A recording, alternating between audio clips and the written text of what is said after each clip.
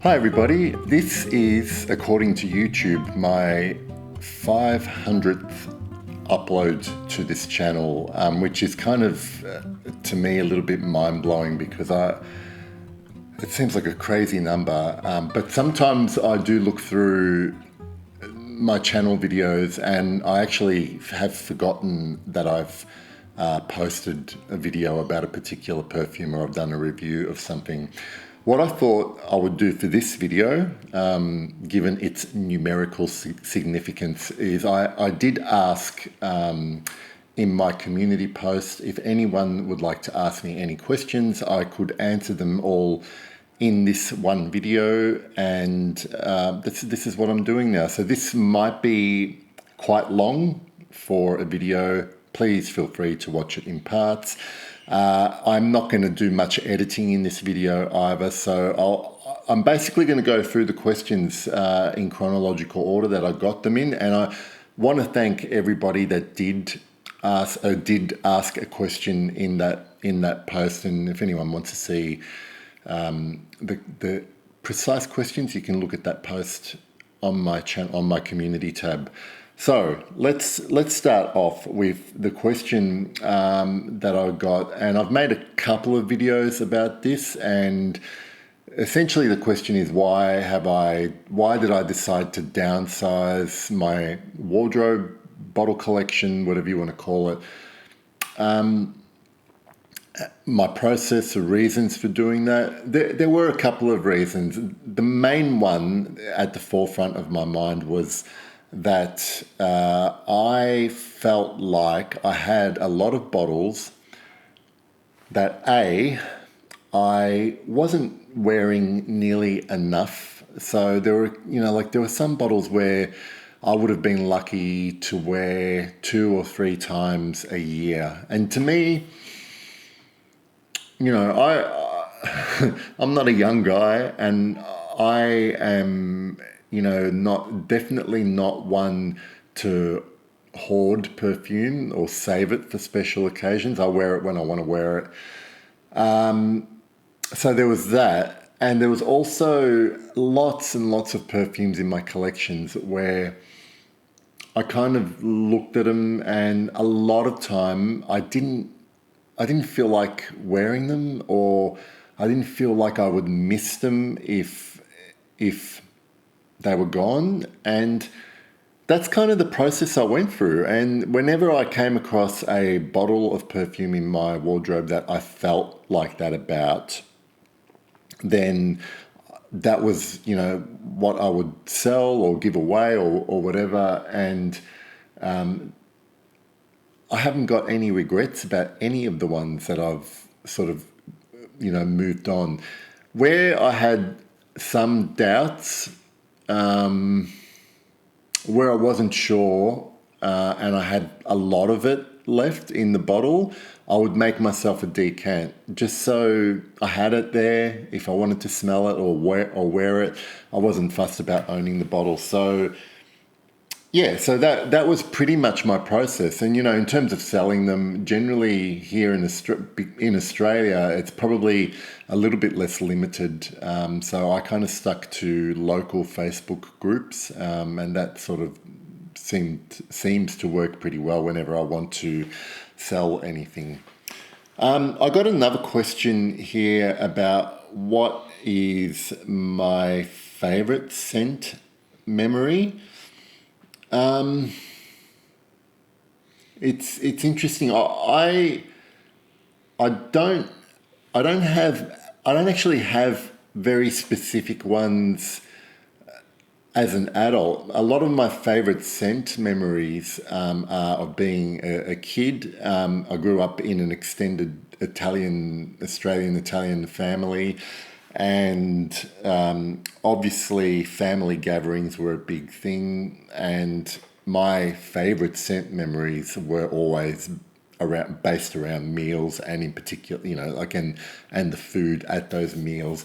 But I made that positive association with food growing up, and I always enjoyed those family gatherings as a child, not so much as an adult anymore for various reasons.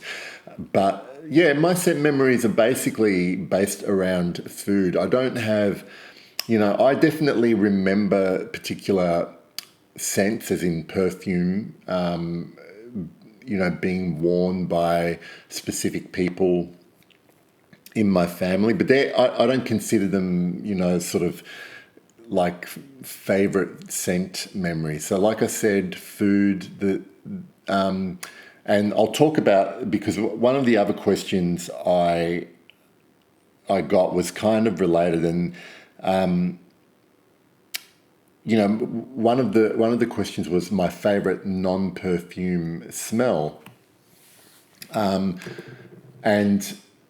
does my favorite scent memory and non-perfume smell influence what my favorite perfumes are? And the answer is no, because even though my favorite scent memories are based around food, I'm definitely not a gourmand perfume fan. I don't really have anything I consider to be too foodie in my wardrobe.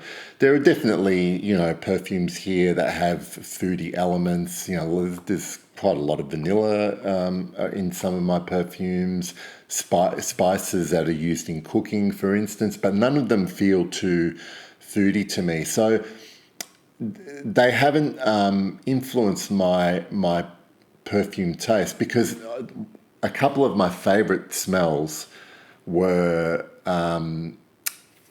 the smell of fresh coffee beans is one. Like, there's nothing better than when I get up in the morning and I make my coffee over here, and the beans are grinding. That smell is just. But even though I've looked and tried plenty, I don't know if a coffee scented perfume is something that I would wear and love regularly. I did admittedly love. I just always loved the smell of petrol whenever, particularly when I was a kid. Petrol was most petrol was unleaded, and it had a particular smell, different smell. And I love the smell of petrol, even as bad as it probably was for me to sniff in those fumes. And yes, I love Dior Fahrenheit, but even that accord or that note that people get from Fahrenheit is not the same smell that I remember from being a kid and having the cars filled up when my parents were filling up the tank or whatever. Next question. Now I've got a lot of questions from one particular viewer, subscriber, so I really appreciate that. And I'll list these off. These ones I should be able to answer pretty quickly. My favorite fragrance note. Now, look, I have lots of different raw materials that I can smell, sort of help me identify them in perfumes. And I've got to say that the one particular note that I find myself smelling a lot is benzoin. I just really enjoy it, and it is, to me, a different. It's quite different to vanilla, even though it's in a similar ballpark. There's something about benzoin and its associated creaminess and warmth that sort of sets it apart from something like vanilla. Like, essentially, when we're talking about amber accords, I really like the single notes in amber accords. So particularly benzoin, and I love labdanum, and I also love orange blossom. I really, really love orange blossom. My least favorite perfume note. There are certain aroma chemicals that I don't love. If I had to pick one, I guess one that never really seems to excite me when I smell it. It's probably Lily of the Valley, and I'm sure I love lots of perfumes that have it in there, but whenever I smell it in isolation, I just like there's nothing for me. There's not really a perfume note that I really hate. I think it's more to do with, if I don't like something, it's more to do with the way it's used in a particular perfume. Okay, so my favorite bottle, if I could only have one. Now I'm not sure.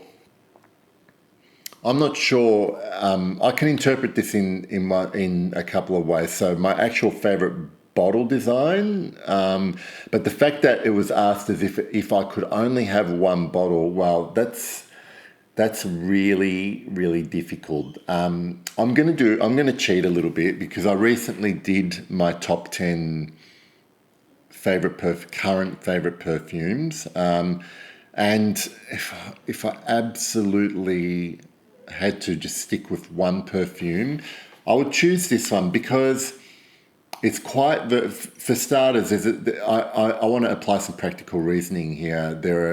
It is quite versatile. Like I could wear this pretty much year round. It performs really well, so I don't have to use too much of it. And also the bottle is really beautiful, and it's Eau Sauvage Parfum. In particular, this 2017 version, which is the one that you can buy now. So, if I had to stick to one, at least I know I could replace it if I broke it. I love the bottle design of the Eau Sauvage, and this is a great perfume.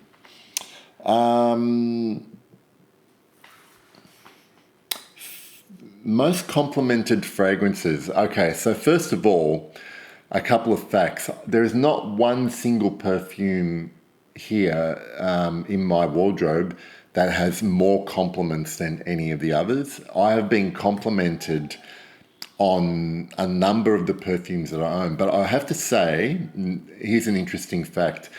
I have to say that, the last few times I was complimented, those particular perfumes that I got the compliments on, I actually don't own anymore. So, yes, other people enjoyed smelling them on me, but they were ones that I actually decluttered. An example would be L'Air du Desert Marocain from Andy Tower. I don't own that one anymore. I got a compliment on Tam Dao by Diptyque, and I don't own that one anymore. I got a compliment on Green Irish Tweed, which I never owned, but I had a decant of, and I don't wear that anymore. The last compliment that I got from a bottle that I still own is actually The Afternoon of a Faun by État Libre d'Orange. So that was the last time I was actually complimented unsolicited on what I was wearing. So I don't have a most complimented perfume. Interestingly enough,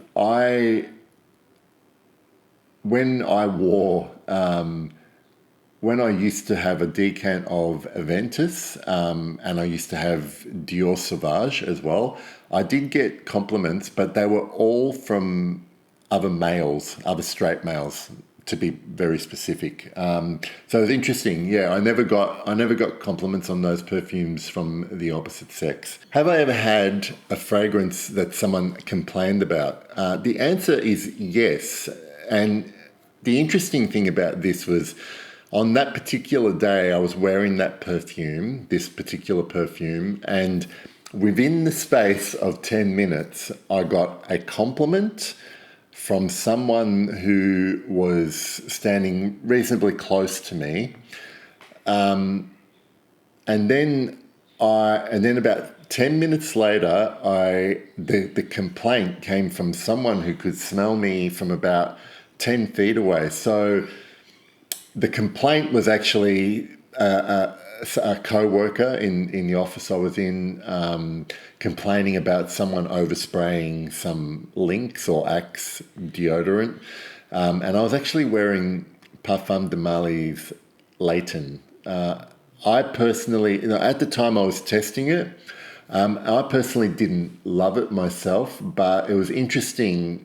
It was interesting that it did get a compliment at close quarters. Although, to be honest, now I'm not sure how sincere the compliment was, because people could obviously smell me so there was no issues with projection. But sometimes people can smell you and are just polite about what you're wearing. But definitely, the guy from 10 feet away let me know what he thought of Leighton. Okay, so the next few questions are around perfumers and perfume houses. My favorite perfume, if I had to name my favorite perfumer, I guess over time, I'm not going to just name one person, but I based on the stuff I've enjoyed and how represented stuff is in my collection. No doubt, I really enjoy a lot of Bertrand de Chauffour's perfumes. I love Christopher Sheldrake. Probably if I have to name one person, it would be him. And the fact that he's done so many great perfumes just with working with Serge Lutens as well. So Chris Sheldrake, Bertrand de Chauffour, Jean-Claude Lena, not a fan of everything he's done, but some of the ones that I love, I really love. That's probably it. I'm definitely growing to appreciate the work of Jacques Polge with Chanel, especially, and Jean-Paul Guerlain. They're kind of. I've gone away from sort of being a fanboy of any particular perfumer, because they're all capable of great, a lot of them are capable of great stuff, and they're also capable of dishing out some crap. But yeah, those ones especially have produced some of my favorite perfumes. Favorite designer house at the moment? Well, look, I don't know. I guess right now, and this is if we're including Guerlain as a designer house. There's always like a bit of grey area there. Strictly speaking, strict definition designer, I would have to say right now it's Chanel easily. And the reason for that is that I've got several of them in here, and there's when I talk about my current wish list, there's actually a couple. There's actually more to come. So Chanel, favorite niche house. So now we're moving into sort of the bigger non-designer. I want to mention houses like Serge Lutens, Diptyque, and L'artisan Parfumeur. L'artisan Parfumeur, not so much now, but some of the stuff that they used to have in production that no longer is in production made them at one time one of my favorite niche houses. Now it's essentially, like between a house like Diptyque and Serge, where I know that if I'm looking for something in those two houses, I'm going to find something that I'm bound to love. Favorite indie houses? Well, putting Miscao aside because I have obvious biases there. I have recently really enjoyed. I haven't smelled a lot, but I've really enjoyed stuff that I've smelled, in particular from Filigree and Shadow and St. Clair Scents. They're just hard to test because they're not readily available to try here in Australia. So I've had to have samples shipped, and I've just really thought that they're doing some really nice things. So indie perfumes, I guess also Papillon if we're going to the UK and Europe, Papillon and Francesca Bianchi, obviously. Yeah, so there are a few of my favorite indie perfumes. I don't have one that again I'm kind of wary. Given that I review perfumes, I try to sort of not to get too emotionally attached to a brand because, as I mentioned earlier, like perfumers, brands can put out crap and put out great, like so. I don't understand that mentality where I'm just going to think that everything a brand puts out is going to be great when it's very much not the case. One of the questions was what encouraged me to start my YouTube channel nearly 6 years ago now. Really, I'll keep this as concise as possible, but essentially I started to get interested in perfume. And I didn't have many people here, and I still don't really, in real life, to talk about perfume with. Once I discovered that there was YouTube channels talking about perfumes, and then Instagram and other social media, I figured that this is a really good way for me to teach myself about perfume and to also interact with other people talking about perfume and learn stuff. Really, the main driver behind it was to be able to learn stuff and force myself to learn stuff if I was going to talk about it.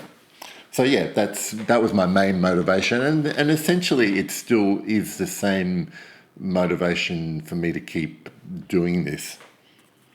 I got one question about where do I buy most of my bottles and perfume. Essentially, when I become interested, let me start in sort of the way my perfume buying progresses. If I become interested in trying a particular perfume through posts I've seen or videos I've seen or something I've read, my first port of call is my local Facebook group. So not all Facebook groups are created equal, and some Facebook groups are just a chaotic hot mess.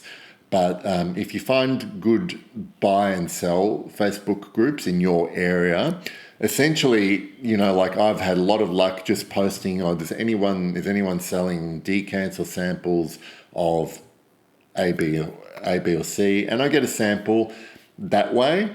And then if I decide I want to buy the bottle of perfume, then it's as simple as me doing a Google search and seeing where it's being sold.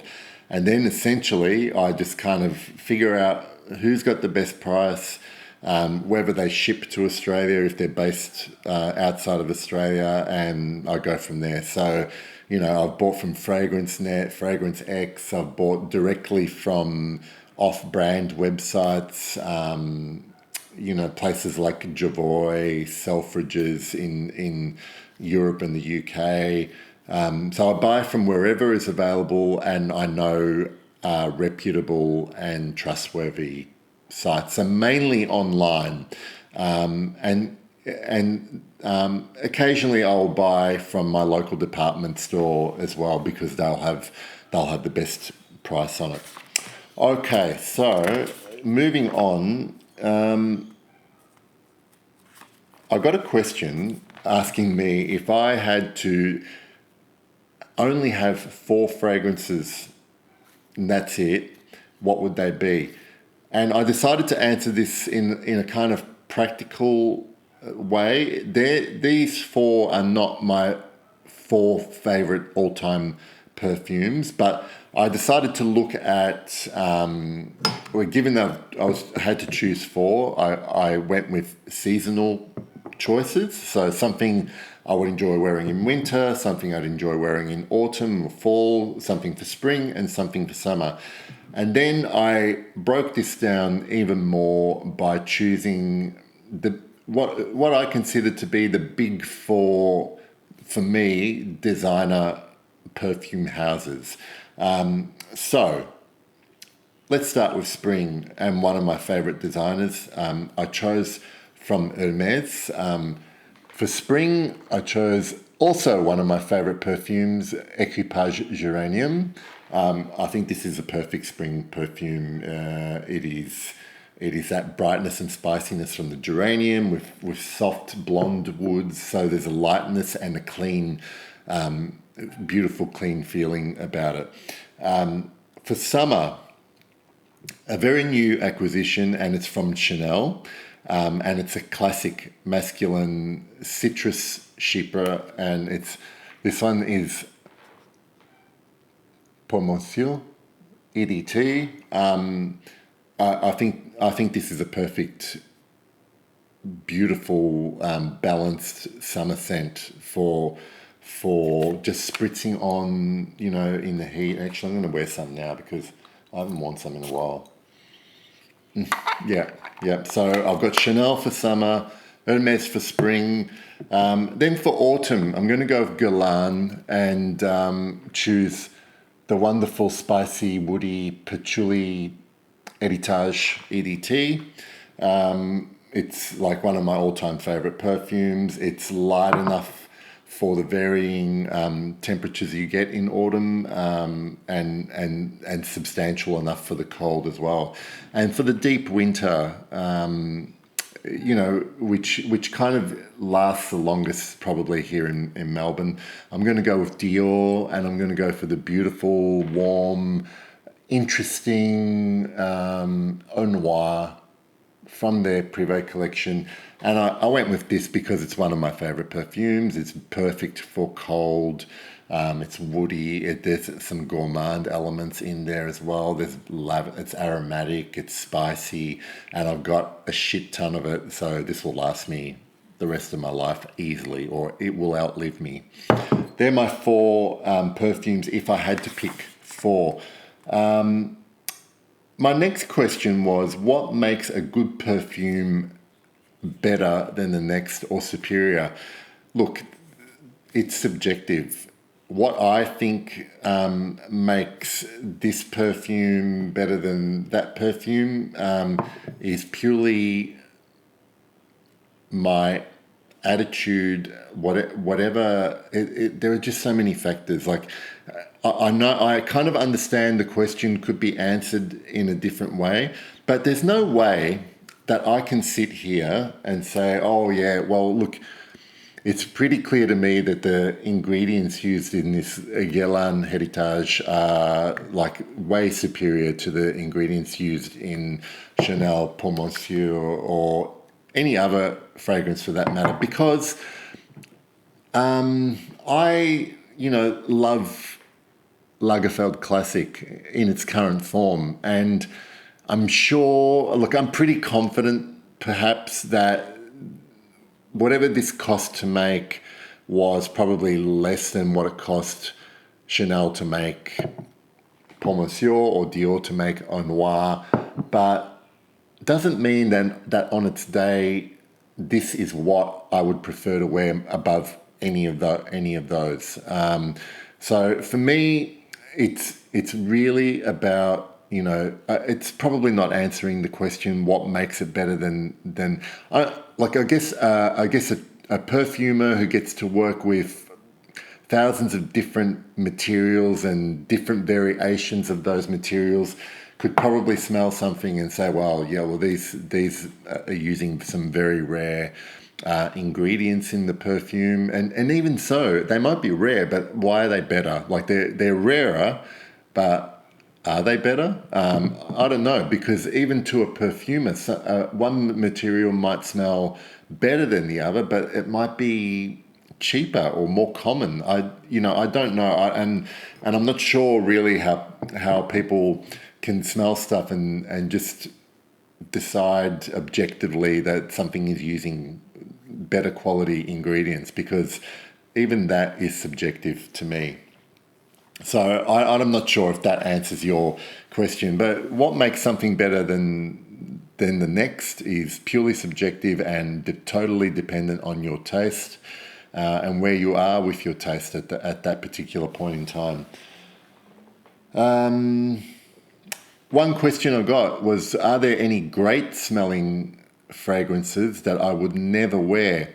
Well, first of all, the short answer to that question is no. If something smells great, I would wear it. However, if I became aware that there was something that I philosophically, ideologically was vehemently against, or I just could not morally wear something that this brand made, even though I liked how it smelled, that would be one reason why I wouldn't wear it. But yeah, like that, if something smells great and it's available to me and it's not burning my skin or giving me a rash or making me allergic, I would probably wear it. I have worn stuff that has come, so I don't wear vegan-only, animal cruelty-free perfumes because I'm sure that a lot of the perfumes I own don't meet those standards. But I've made that choice to, not be that strict with myself in terms of what I wear, and I can, I'm not losing sleep over it. And I totally understand why people make those decisions about wearing only vegan or only setting certain parameters about the way a perfume's made. But I'm kind of, I can sort of look past those things as long as there's nothing illegal being done, I guess, that I'm aware of.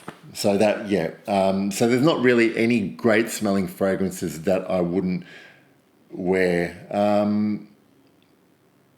There are brands obviously that I kind of avoid, and mainly that has to do with the way they price themselves. Like I in my head, I've not smelled anything good enough to justify paying a certain price. Now, if I like a perfume from one of these brands and I find it for a very good price, I would probably get it, because if I like it that much and it's not as expensive as their retail price, then I'll wear it. Why not? Life's a bit too short for that, but I'm not going to waste money if I think it's not worth it. So I've been asked to pick my favorite fragrance from each of the last 5 decades. So I'm going to take that to mean the last 5 decades being the decade up to 2020, the decade up to 2010, and then the 90s, and then the 80s. Is that 5 decades? And then the 70s. That's 5 decades. So between 2010 and 2020, I chose Eau Sauvage Parfum. That was released in 2017. Honourable mention would go to a lot of other perfumes, Gucci Guilty Absolute being one example. The previous decade, between 2000 and 2010, I've gone for one of my all-time favourites, 1740 by Histoire de Parfum. Look, I could have chosen a number of perfumes in each of these decades, but these are among my very favourite perfumes, and they happen to be in the decade that I had to choose from. So in the 90s, I've gone for something that came out right at the beginning of the 90s. Maybe technically some people would consider it not part of the 90s, but it came out in 1990 from Chanel, Egoist. From the 80s, something that I've recently been told has not been discontinued, and that came from the perfumer, the Caron house perfumer themselves on Instagram. So from the 80s, 1985's Le Troisième Homme, or Third Man, is that in focus? There we go. And from the 70s, I don't have many perfumes from the 70s, but I've always loved Lagerfeld Classic from 1978. Okay, so we're getting to the end of this video. And I think the last question I'm going to answer is what is my Guerlain? Can you show us your Guerlain collection? And I'll do that right now. And it won't be in any particular order. I'll just move some of these bottles out the way. So I have Héritage, Encens Mystique. There you go. That's not even in focus. Wow, this is going to be a long video. There we go.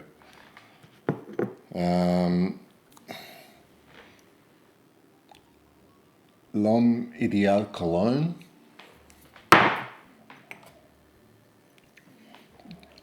Aqua Allegoria Pampelune. Why isn't that getting in focus? There we go.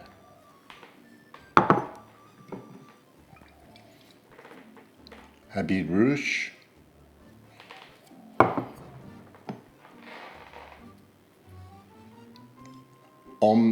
This is Homme Eau de Parfum.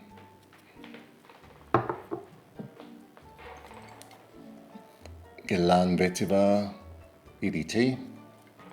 And last but not least, Guerlain Derby.